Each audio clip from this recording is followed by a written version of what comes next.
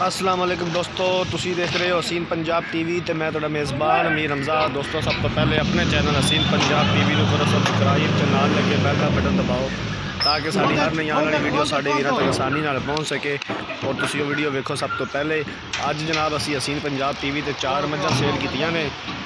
साडे भाई ने जनाब इरफान साहब लाहौर तो उन्होंने जनाब ये मझां खरीदियां ने। एक मझ उन्होंने वीडियो पसंद की सी, उस तो अलावा उन्होंने 3 मझां जनाब होर लईयां ने। 2 दिन साढ़े कोल इत्थे रहे ने, उन्होंने बाहर फिराइए इलाका फिराया जनाब, लभ लभ के जानवर लैके दिते ने, उन्होंने पसंद है। असी बेहद मशकूर हाँ जनाब इरफान साहब दे के जनाब साढ़े कोल आए ने, उन्होंने सानू खिदमत का मौका दिता है। 4 मझां जनाब लईयां ने, डाले च लोड करवा दित्तियां ने।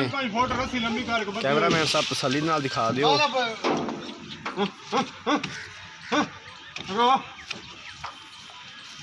एक मझ जनाब लई उन्होंने 2,05,000 की, 2 मझां लईयां ने 4,70,000 दियाँ।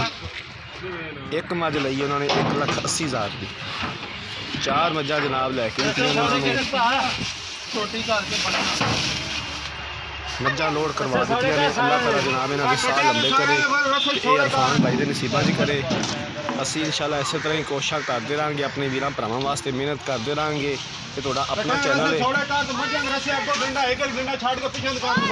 असी उम्मीद करांगे कि साडी अज वाली वीडियो साडे वीरां भरावां नूं बेहद पसंद आई होगी। अगर साडी अज वाली वीडियो पसंद आई है, वीडियो नूं लाइक तो शेयर जरूर करना है।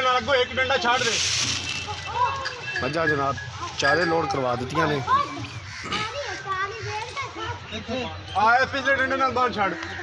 अगली वीडियो तक अपने मेज़बान अमीर हमजा नूं दिओ इजाज़त। अल्लाह हाफिज़।